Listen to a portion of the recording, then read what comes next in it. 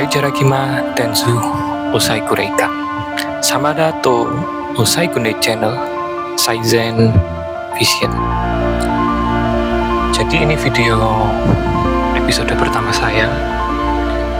Di usia yang 21 ini, saya ingin memanifestasikan visi dan misi saya melalui channel ini dengan segenap fasilitas yang saya miliki, alias dengan segala keterbatasannya.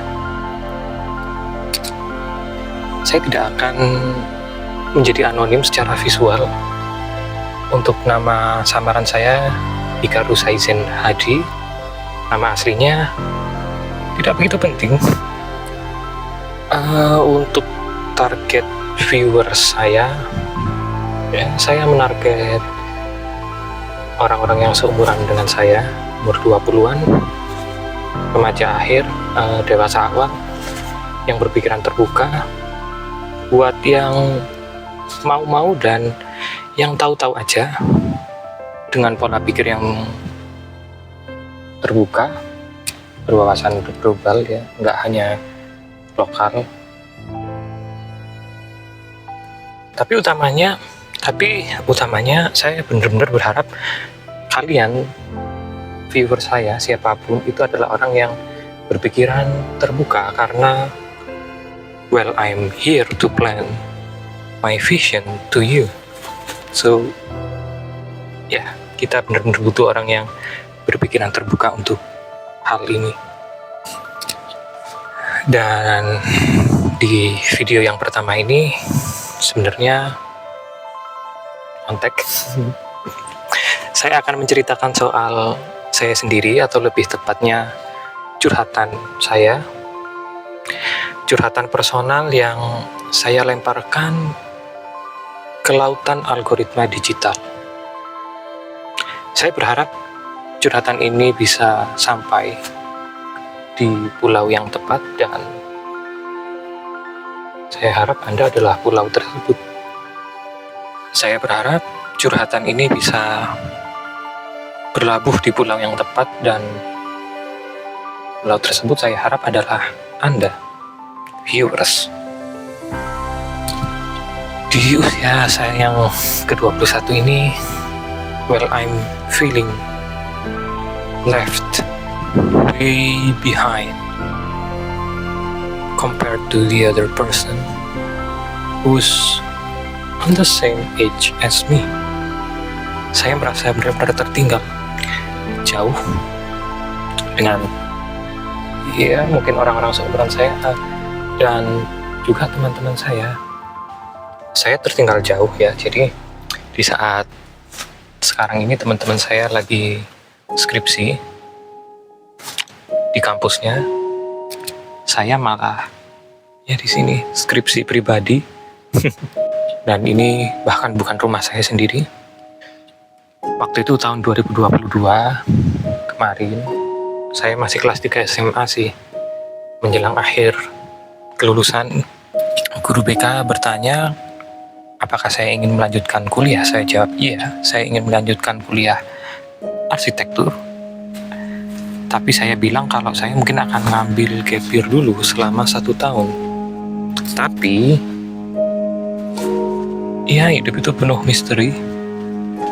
Saya bilang bahwa saya butuh waktu gap year 1 tahun untuk melakukan yang namanya kontemplasi. Dan ternyata kontemplasinya kebablasan sampai 4 tahun, sampai sekarang 2026. Dan kalau Kojo Reikanzu, teman-teman, bertanya apa yang saya lakukan selama 4 tahun gap year ini. Saya bekerja cuma 3 bulan sejak saya lulus. Kemudian saya lanjut dengan membantu usaha orang tua. Orang tua saya ada usaha, meskipun kecil saya bantu. Dan saya nggak jadi beban orang tua atau jadi beban keluarga, enggak. Mungkin sedikit. Lanjut. Selama waktu itu juga saya belajar sendiri lewat YouTube. Ya, informasi-informasi umum lah. karena saya sendiri juga nggak kuliah. Tapi kalaupun kuliah mungkin saya juga masih buka YouTube ya, belajar di YouTube gitu kiranya. Apalagi sekarang ada AI, jadi ya walaupun kita nggak bisa sepenuhnya ngandelin hasil output AI ya, itu lumayan alat yang sangat membantu. Selain itu saya juga menggambar, membuat karya, membuat konsep-konsep. Nah, kalian bisa lihat ini adalah konsep-konsep yang saya buat yang meliputi konsep desain ada banyak. Dan untuk karya lukis, saya pernah mengkolaborasikan suatu karya lukis dengan salah satu YouTuber yang paling berpengaruh buat saya ya,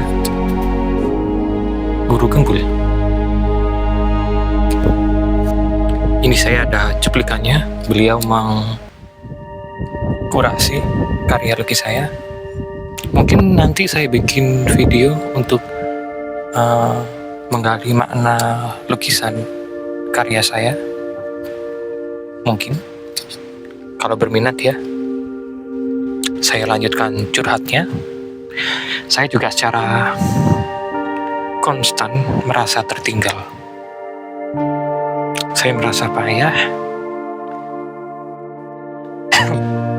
Selain itu saya juga tidak hanya sekali menghadapi tekanan mental dan sosial, berkali-kali. Malahan mungkin saya tumbuh dan berkembang dengannya. Mungkin ada yang bisa relate dengan saya mungkin. But that should not be a problem, right? Karena namanya juga hidup. Some of us are lucky, some of us are not. Seperti kata Patrick, hidup itu tidak adil, jadi biasakanlah. Dan selama 4 tahun terakhir ini pula, untuk hal pertemanan, saya tidak memiliki teman baru. Saya mengisolasi diri secara sosial dalam hal pertemanan. Untuk teman, semua teman lama baik saya ada di kota asal. Saya yang pindah domisili kota sama keluarga. Saya sendiri juga jarang pulang ke kota asal, jadi kita jarang ada tatap muka. Tapi social isolation, isolasi sosial, meskipun terdengar mengerikan ya memang ngeri sih. Isolasi sosial dibarengi dengan akses informasi yang mudah di era sekarang ini, sebenarnya dia itu bisa memberikan Anda sebuah kemampuan kepekaan sosial, kepekaan terhadap sesuatu yang umumnya tidak akan muncul kalau kamu nggak banyak-banyak meluangkan waktu untuk diri sendiri ya, utamanya. Ketika kamu mengisolasi diri secara sosial itu, ya mau tidak mau kamu tidak akan terpapar dengan banyak pengaruh-pengaruh sosial yang ada di masyarakat, sehingga kamu bisa melihat pola-pola masyarakat, pola-pola sosial masyarakat, kemudian jatuh bangun peradaban, relativitas realita, relativitas kebenaran, dan bagaimana seharusnya dan kenapa sesuatu demikian adanya. You will see it all. You will see it all. Kembali saat saya masih di bangku SMP, saya selalu ingin memajukan peradaban Indonesia. Ini semua berawal dari hal yang sederhana sebenarnya, yaitu tata kota. Saya melihat kota-kota di luar negeri, khususnya Eropa dan Amerika, negara barat. Kalau Asia Timur mungkin Jepang. Saya melihat tata kota mereka itu rapi dan bersih. Itu sangat menarik buat saya waktu itu. Saya selalu ingin mentransformasi kota-kota di Indonesia agar menjadi rapi dan bersih juga tata kotanya. Sound simple, right? Saya berpikir bahwa lingkungan yang rapi akan menciptakan masyarakat yang rapi juga. Cukup naif sebenarnya, karena yang berlaku malah mungkin sebaliknya. Masyarakat yang rapi menciptakan tata kota yang rapi. Saya melihat tata kota di mana saya berdomisili sekarang, Surabaya, ya. Saya suka pada titik-titik tertentu yang menurut saya rapi, bagus. Waktu itu wali kotanya Bu Risma, dan itu membuat saya benar-benar terinspirasi. Jadi akhirnya pada waktu itu saya putuskan cita-cita saya untuk menjadi wali kota. Saya emang benar-benar suka banget soal membangun kota, tata kota, arsitektur demikian. Saya bahkan main game SimCity Build It. Ini adalah cuplikan kota saya. Tapi untuk menjadi wali kota saya nggak tahu harus mulai dari mana. Kalau Anda tahu silahkan komen, tapi karena saya nggak tahu, akhirnya saya putuskan untuk mengevolusikan cita-cita saya. Saya evolusikan cita-cita saya menjadi lebih realistis untuk dijangkau, ya, yaitu menjadi arsitek. Jadi kalau saya nggak bisa memimpin suatu kota, paling tidak saya bisa membangun satu kota. Ya, waktu itu saya masih SMA, jadi saya putuskan cita-citanya ganti lagi jadi arsitek. Dan karena ini video curhat, saya juga ingin curhat sekalian lah soal SMA saya.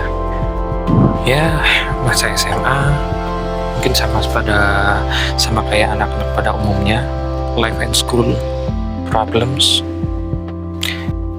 Kadang saya lebih betah di sekolah daripada di rumah malahan, ya. Walaupun padahal saya di sekolah juga nggak terlalu have fun juga. Teman-teman saya pada main Mobile Legends, sedangkan saya dengan HP kentang saya cuma bisa bengong. Ya, sesekali saya ngomong, tapi juga seringkali saya pergi menyendiri. Don't get it wrong, mereka benar-benar baik kok. Mereka semua adalah teman kelas yang baik. Ya, masa-masa SMA, masa-masa yang indah dengan segala kesedihannya untuk saya pribadi.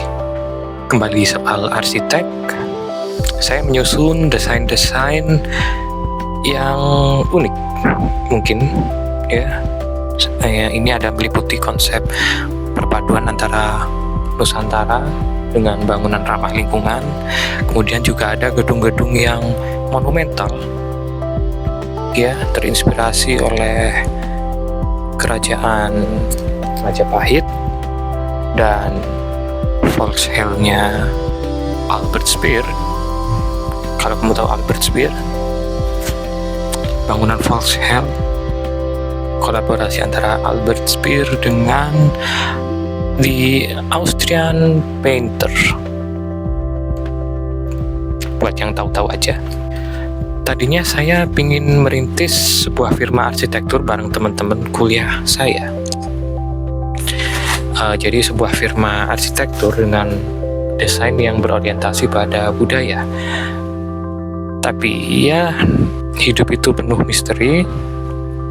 Hanya karena Anda mau bukan berarti Anda mampu. Jadi ya, saya mungkin tidak berkuliah. Akan tetapi visi saya dan misi saya untuk memajukan Indonesia masih berevolusi lagi. Saya tertarik dengan estetika kemajuan dalam skala peradaban. Saya merasa bahwa untuk bergerak maju, masyarakat harus meninggalkan suatu kebiasaan yang tidak relevan. Jadi ini sifatnya memaksa sebuah budaya untuk beradaptasi atau budaya tersebut ditinggalkan. Saya mulai menyusun rencana demikian, dan saya berniat tadinya membuat channel Humana Vision. Visi yang tadinya ditempuh melalui cara yang berorientasi budaya kini berevolusi menjadi cara yang mengedepankan rasionalitas dan logika untuk mencapai kemajuan manusia. Visi ini adalah visi yang bukan hanya bersifat untuk lokal tapi juga global. Namun, all the plans and all the concepts are too cold. Saya merasa bahwa semua konsep dan rencananya itu terlalu dingin. Saya merasa konsepnya terlalu dingin, terlalu ambisius, kemudian terlalu reasonable. Jadi, bayangkan kalau semua orang di dunia ini menjadi wajar dan reasonable. Betapa membosankannya dunia ini pasti, ya kan? It's boring. Itu akan membosankan dan tidak akan ada kemajuan yang luar biasa kalau setiap orang di bumi ini biasa-biasa aja. Bener bukan? Konsep ini terlalu jauh meraih bintang sampai lupa dengan tanah yang dipijaknya, sehingga konsep visi misi Humana Vision ini saya evolusikan lagi menjadi sesuatu yang lebih membumi, lebih hangat, lebih personal. Dan konsep itu akan saya tuangkan ke dalam channel ini, Saizen Vision Channel. Kaya no osai kusenko seitori keido itu zatema. Ini adalah video curhatan yang saya coba lemparkan ke lautan algoritma digital yang saya berharap bisa sampai ke pulau yang tepat, dan semoga pulau itu adalah Anda. Terima kasih telah meluangkan waktunya atas curhatan ini. Anda bisa subscribe untuk episode-episode berikutnya. Saya ucapkan terima kasih. Dai Jarakimah.